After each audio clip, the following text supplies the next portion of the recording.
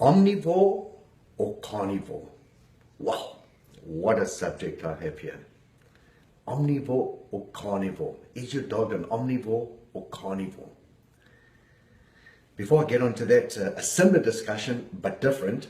Almost sounds like when you go to Thailand, they have something that's saying that says same but different. The subject is your dog a wolf or is he a furry friend? Now, some people make claims that they may have derived from the wolf. Many say they are derivatives of jackals or dingoes, coyotes. A dear friend, a really clever guy, Darwin, said that perhaps we will never know.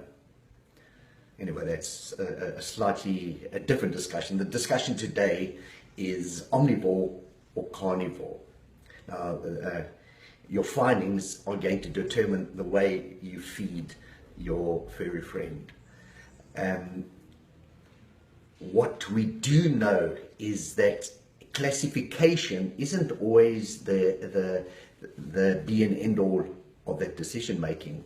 For example, your pandas, bears, raccoons, as well as your doggies once were classified as carnivores.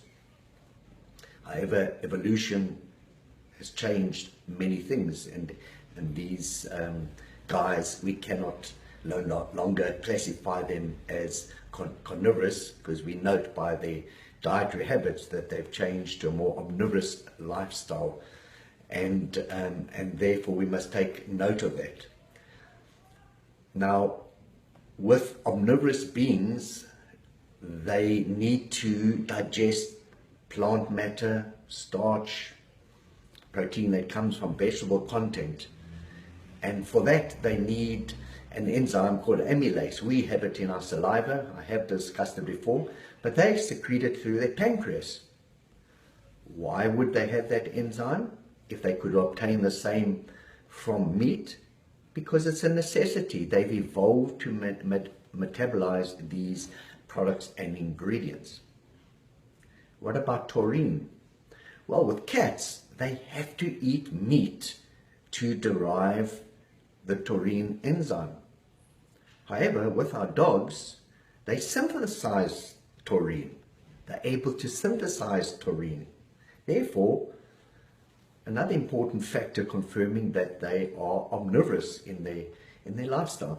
Now, those people who support the legendary vet Dr. Ian Bellinghurst from Australia, many are not aware that he himself claims that our dogs are omnivores. He's in a huge dispute with the guy that originated a diet where they were feeding raw bones, who claimed that they are carnivorous, and he's in a huge dispute, an argument over 25 years with Dr. Bellinghurst. They claim that he claims they're carnivorous, and Dr. Bellinghurst, which is synonymous worldwide as a legend in this field, claims that they're omnivores. So, like most vets worldwide and researchers, just we understand that they are omnivorous, our furry friends, our dogs. Now, I don't know, that maybe this whole discussion was probably of no consequence. It's just an interesting debate. Why I say that is because they have evolved to eat a human type diet. We've been doing it for thousands of years. We've been doing it successfully for 1,000 years. Our dogs have eaten our leftovers, and they've thrived. Ask Granny and Grandpa what they fed. They would testify to these guys were just amazing. They had no ailments. They just lived. Their longevity was fantastic, eating a human type diet.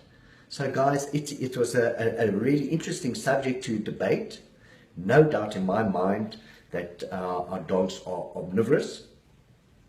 No doubt that they are not wolves. They are just beloved little cute furry friends that are similar in all requirements to us humans.